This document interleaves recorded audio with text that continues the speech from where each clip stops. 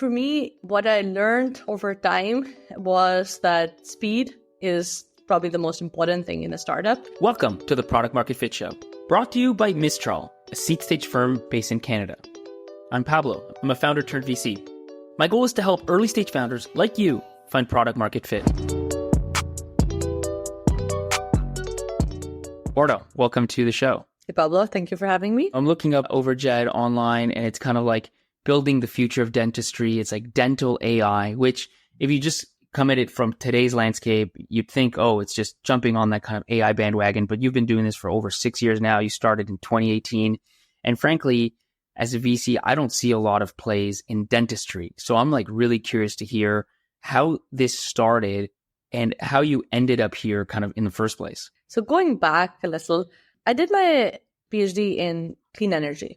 So I was very interested in making the world better. And then I started to realize that in clean energy, a lot had to do with policy and less about the technology. I think we had a lot of good technology, but what was stopping us was the policy. And that's something that I felt that I could not provide the most value in. So I basically moved towards healthcare and started making conscious effort to, so I did a postdoctoral fellowship working on biomedical sensing using machine learning. So that was a conscious effort that I made, and that got me more towards this space. But I was, after that, I was working at a startup doing biomedical imaging.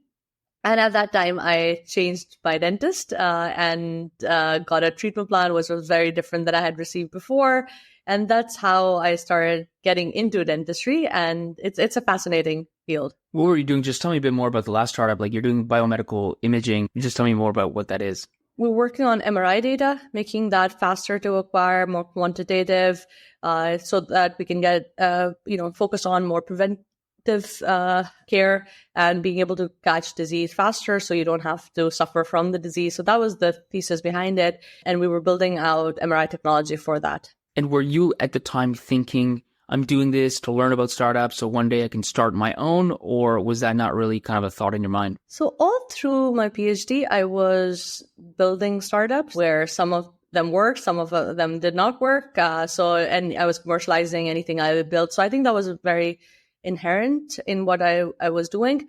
Even in my postdoc, the project I was on was also a startup that was being built. And I did join QBio because it had a founder who was a successful founder. His last company was a successful company as well. So it was about learning as well, but it was also, I fell in love with the mission of the company. I didn't want to join the company, and I got introduced to the founder, and he convinced me that it was like an amazing opportunity and to really have an impact. And that's why I joined. So you had this itch to maybe start something. You'd already started a few things in the past, and then you have this experience with a few dentists. Can you expand on that? I mean, you were sharing that story with me earlier. My personal experience was that I moved locations. So I changed my dentist when I went from one neighborhood to another neighborhood. And when I changed my dentist, the new dentist gave me a treatment plan, which was very different than I had received before.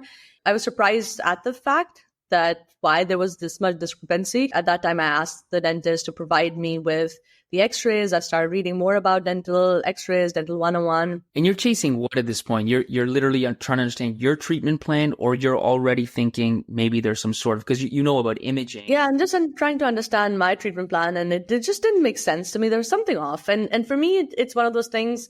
I was just trying to understand how important was it? Why was there this discrepancy? The fact that I didn't know anything was, important to me as well. So I started just reading up online, etc. And then I shared my x-rays with other dentists as well. And I got different opinions. And that what didn't sit well with me, where it felt more of an art rather than a science. There has to be one truth, what is it? And this is on your free time, like you're working full time, you're doing what you're doing. And then in evenings and weekends, this is like your passion project. Yeah, and it didn't kind of start as a project as well. It was just like, I started getting more into it. And then it got to a point where I said, okay, I'm spending more time on this than I'm spending on my day job. Anything I do it fully. And maybe let's tangent on that a little bit, because like work-life balance gets a lot of attention, let's say, these days. but it doesn't really fit, does it, with the 0 to 1? I mean, you talk about obsession, and it's a trait you see, I think, in a lot of successful founders.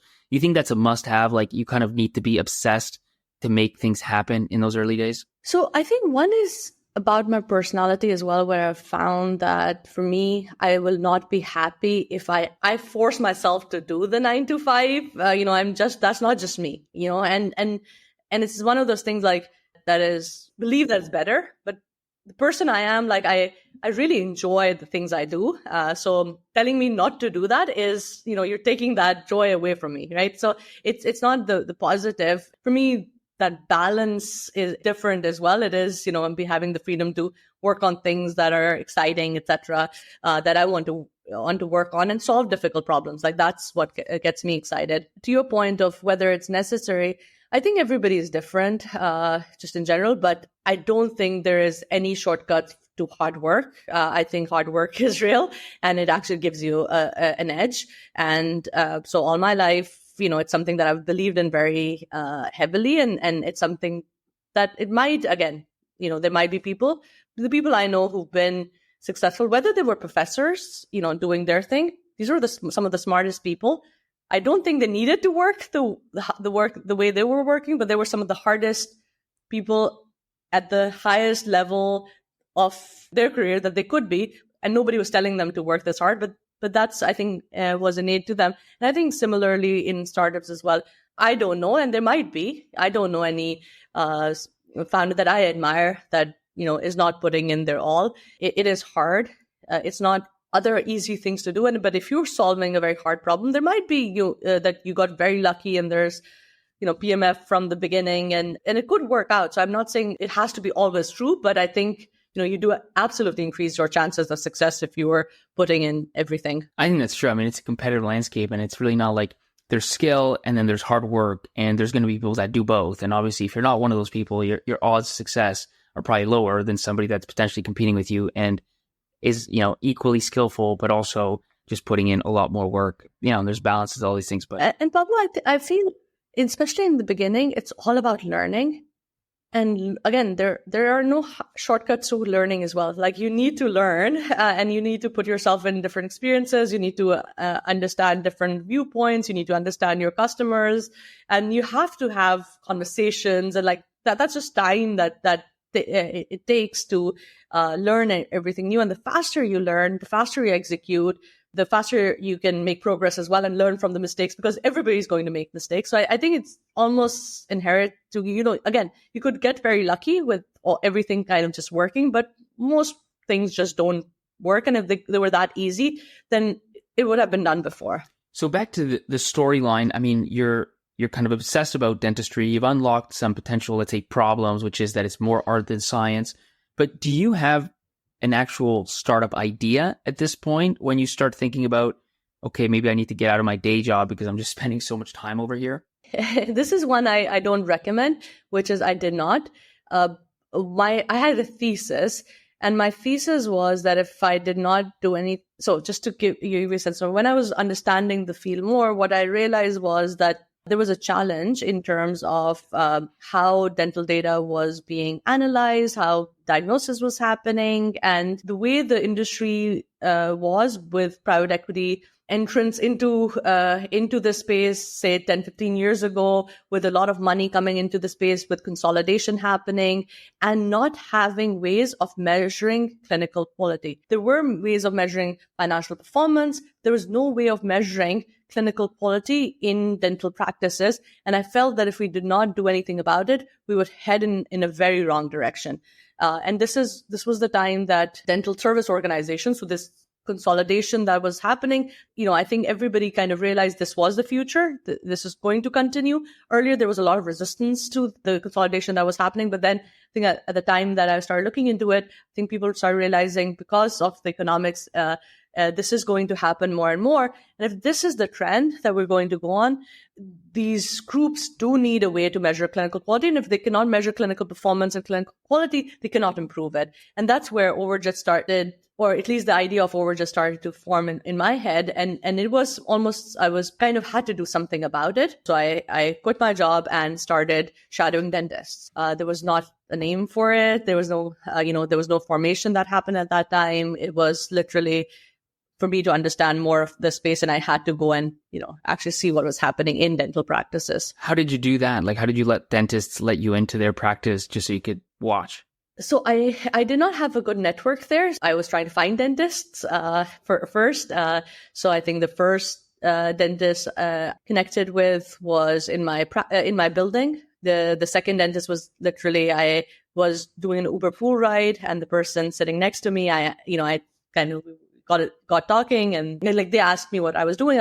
I told them I was exploring the dental space, and they introduced me to a dentist. That dentist ended up giving us our first tranche of data. So I think it was more about just talking to anybody and what I was working on and the problem that we were facing. What was kind of in it for them? Like, were they just being nice, or was it just like, did you give something in exchange? Like, they would get the alpha version if you ended up building something? How did you even convince them to do that? No, I think they actually believed in the problem. I think for me, when I was stating the problem to them, and I think they all saw the problem as the way I was seeing it. They didn't know what the solution would look like, but they wanted to be part of the solving the problem. And I will tell you this, the first time somebody shared that data with me, they actually said, thank you so much for working on this problem. And that's how they shared the information. So I think it was a problem, I think, that people realized, and the fact that I was, working on it. What were some of the key things that you discovered in those early days through the work you were doing, through the research you were doing? The way we started building this out was like trying to understand the problem. We didn't know that this could be done, right? Like we didn't know what was possible and what was not possible. So a lot of it was once we got the data in dental practices, we started just doing data analysis and saying, okay, what is the prevalence of this disease? What does this look like? Why are people diagnosing a certain way? And there was a lot of things that we found. For example, one of the things that's key to Overjet even now is everybody thinks that there's more overdiagnosis in dentistry than underdiagnosis. If I chat with most people, they will say, yes, there is an incentive for dentists to, produce more. And that is why telling you that there are conditions, there's the trust level suffers because of it. There is significant amount more underdiagnosis in dentistry and treatments that are not happening than overdiagnosis. And that we found by actually analyzing the data and looking at the rates that CDC was saying in terms of prevalence of a certain disease, what we were finding and how much it was getting diagnosed. So I think there was a lot of interesting things that we found just from the data itself. Being in the chair, you can realize, the dentist job might be tough, but if you're observing how they are interacting with not only you, but other patients at the same time that you are in the practice, you start realizing how tough that job really is.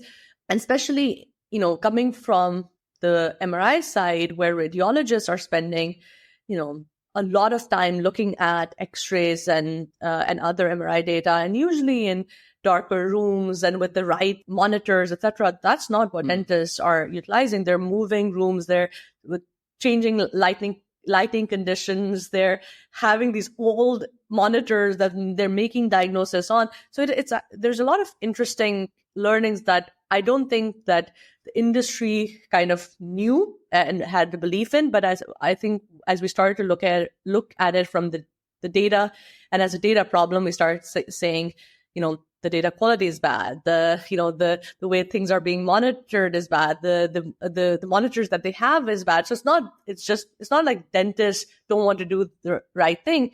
The tools are not there, and we can do something about it. So what was that kind of first solution that you conceived of? Was it, because today my understanding is you just kind of automate that, right? Like you look at images and use AI to understand if there's something wrong or make diagnoses. Was that the idea that you had at that point? Yeah. So I think from the beginning, we were looking at X-rays and extracting or analyzing disease on X-rays. So the interesting thing about dentistry is that if you went to a dental practice and you wanted to query how many patients have cavities, you won't be able to query that because disease is not recorded in dental practices.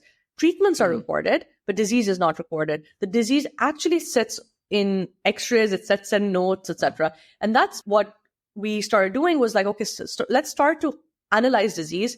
But what was really unique about us was that we started to quantify disease. So rather than saying, hey, there's a cavity, we started saying, hey, here's a cavity which is 25% of your crown area of the tooth. That means you need this treatment. That is surpassing dentist capabilities as well, but also making it very objective. So now you can actually communicate, going back to my original problem where two dentists are disagreeing with each other. Now you can actually say, oh, I'm disagreeing because of this. And and this person is saying because of why, because now you can start to quantify disease and start to say, okay, it's X% in enamel, it's in dentin, this is what it looks like. And I think that's helps in much more objective decision making, but also then extracting that data so you can actually do many interesting things with that information and try to solve this more societal problem as well. The other part of the storyline that we're not talking about here is at this point, you're a solo founder, you're a first-time founder, and you need to build like a pretty sophisticated, system. Do you go out and fundraise? Like, what's your move as the idea starts to form? How do you think about actually executing against it? Yeah. So first thing was, okay, I need a co-founder dentist. So I tried to find somebody who would be my co-founder in starting the company. And with that, I started reaching out to many different dentists, started talking to them, trying to figure out who would that person be. And there was a dentist that I found who was doing his residency at Harvard. Common connection we had that he used to be at MIT before and was interested in entrepreneurship. So he was there in different entrepreneurship events. So I reached out to him. His name was Alex, and we started working on this project, but he was still in school at that time. And the idea was that he would quit school. This was his residency and work on this full time, or at least take a leave of absence. But Harvard did not give him a leave of absence to work on the project. So he was with us part-time and helping us provide the dental knowledge that was needed. Got it. And then what do you do about fundraising? Like, do you apply to some accelerators? Do you start pitching angel investors? I had worked for a year. That means I had some savings. And at that time, I thought that was a lot of money because, that was my first job. And I basically started utilizing the savings I had. And that's when we hire Deepak as well, who worked with me at QBio before. He was at Amazon. And also my parents had given me, when I graduated and married, they had given me, a check for putting down payment on our house. And so we used that. That was our, seed money there. And then I started talking to dentists there. And then there was another dentist who provided, the person who gave us the initial data, he provided the second check. And that lasted us for about a year. Okay. And in that year, where did you think about where you had to get the company to in order to kind of raise that next round? If I go back now, I can I think sometimes you tell the story better looking back. But I think at that time, we knew that we needed some kind of customer to get the funding. But we we started pitching to investors as well. It wasn't the easiest thing to get funding. I did not have a network of investors. Now I know a lot of investors. At that time, I knew nobody.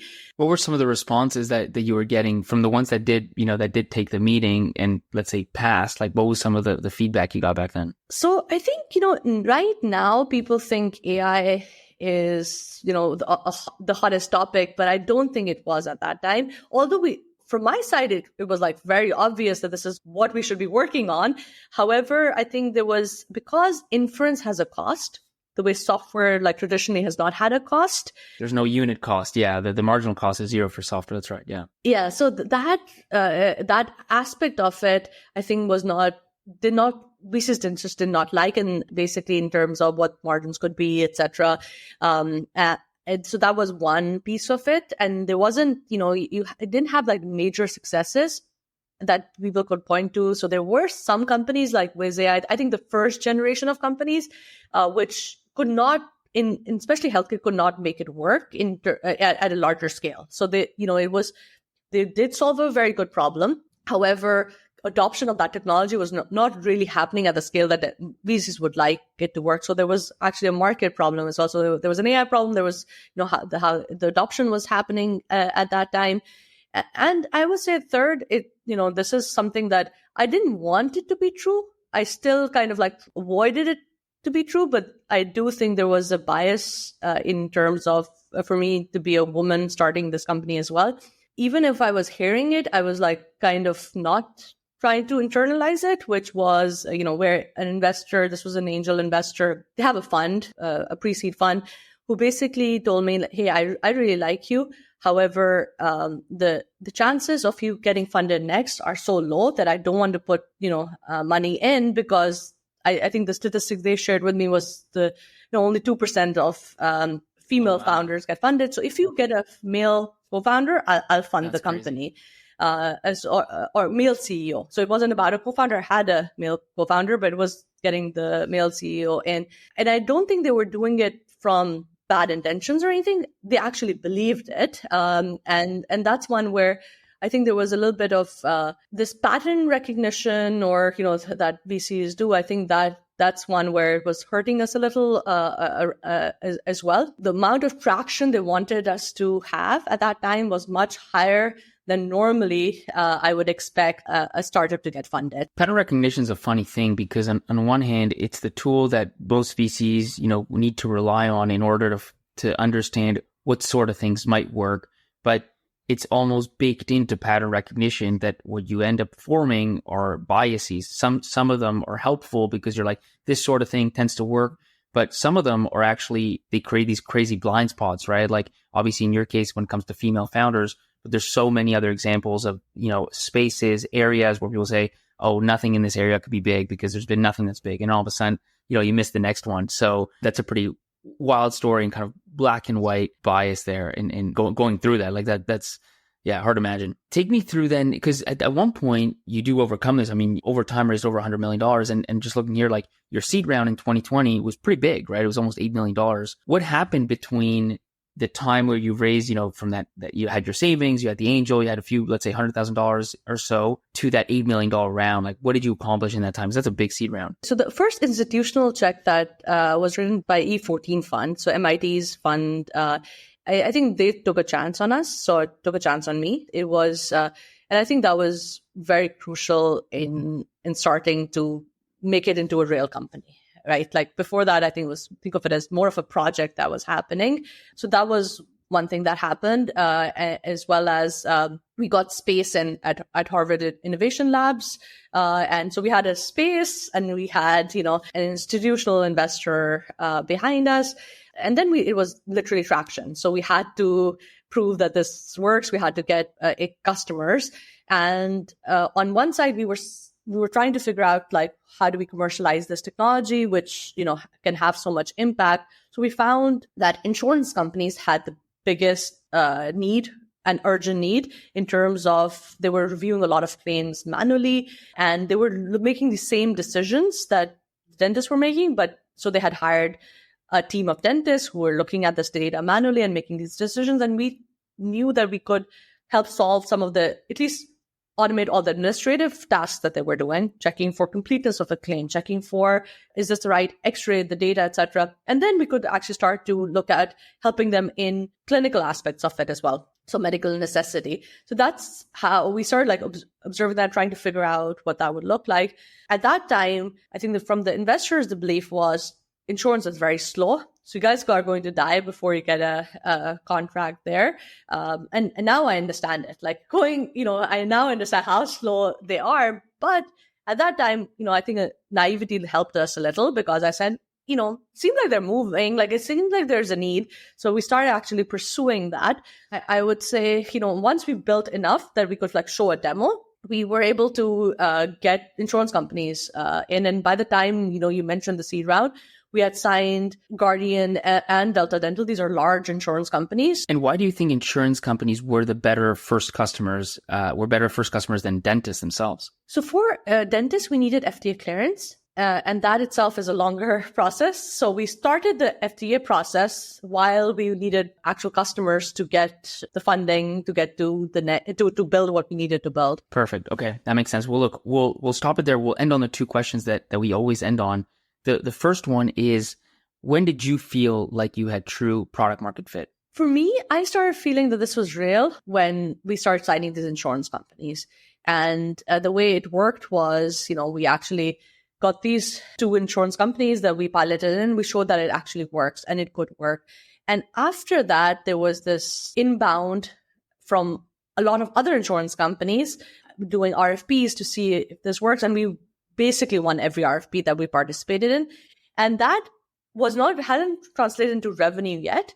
But like for us, it was like, okay, this is real. And I think, and this is going to be huge, and this is going to have a huge impact. And the customers were saying it. Like if you actually talk to even like a customer right now, they say the same thing that they were saying at that time. This is magical. Like people's jaws were dropping when they were seeing our demos. And I think it's harder to like, revenue came in later, but I think that earlier, the demos were, when we were actually do our demo, I would say 1 out of 3 would get like a wow, and then after that we would get, when people actually deploy it, mostly they'll say, oh, the results were much better than we even imagined in the beginning. So I think that's where, for me, it started. What was the number one ROI for these insurance companies? Was it like not, let's say, being able to deny some claims, or was it just efficiency and just having fewer people on staff reviewing claims as they came in? So I think, the same problem that we were facing, or I faced, was you show data to 2 different dentists, they're going to say different things. How do you know what is right? So now what you don't want is a dentist sending you a claim, a dentist on the other side saying, I don't think this is what it is. And then they're going back and forth with each other. And then now bringing in, and these are visualizations that come into play. There's quantification that we add into this data. And now 2 people can at least have the same rulers. They can have the same information, and then they can actually talk to each other and be on the same page. I think that is what really changed in dentistry. And I think for these insurance companies as well, that translated into higher consistency in decision making. So like now the amount of training that they had to do of all these people, and then people could spend time on the real things rather than, spending time on things that were super easy. Everybody knows it's, as I mentioned, it as like administrative tasks, like anybody can do that, and getting that out of the mix as well, and making sure that then they're spending time on the right things, they're focused on the right problems. And then, even for the reviewers who were using this technology, some of it got fully automated, and that was great. And these were all the accepts. So now you're making faster decisions, so it's better for the provider. The ROI was pretty high in terms of financially, but also quality wise and provider experience wise. And so it was a game changer in how they were actually operating. Last question. If you could go back to 2018 when you were just starting this company with one piece of advice for yourself based on what you've learned over the last 6 years, what might that be? For me, what I learned over time was that speed is probably the most important thing in a startup. And going back, inherently, I'm very impatient, want to do things fast. Like that's something that I have. But I've always thought of it as almost a negative in me. Like I've always been like, oh, I'm very impatient. Like I'll use the word impatient rather than like, oh, I need to go fast, right? But so there were things like these inherent things that I realized a little later in my career that they were actually the positives, and I need to actually instill that the same culture in the company rather than saying, hey, this is the negative, and I need to like slow down and I need to like, do things a certain way. And I think that's something that I would change if going back. Perfect. Well, we'll stop it there. Wardah, thank you so much for spending the time. Awesome. Thank you, Pablo. Thank you so much for speaking with me. I just gave you content that you liked so much, you actually listened to the end. And guess what? You didn't pay a single dollar. Not only that, I didn't even put any ads in your face. So you just got a bunch of content for free. And now that I've delivered that value, I'm asking for something in return. Open your app, open Apple Podcasts, open Spotify, open whatever app you use to listen to this, and hit that follow button. It's actually going to help you because it's going to help you make sure you don't miss out on the next episode, which you like so much that you listen to the whole thing.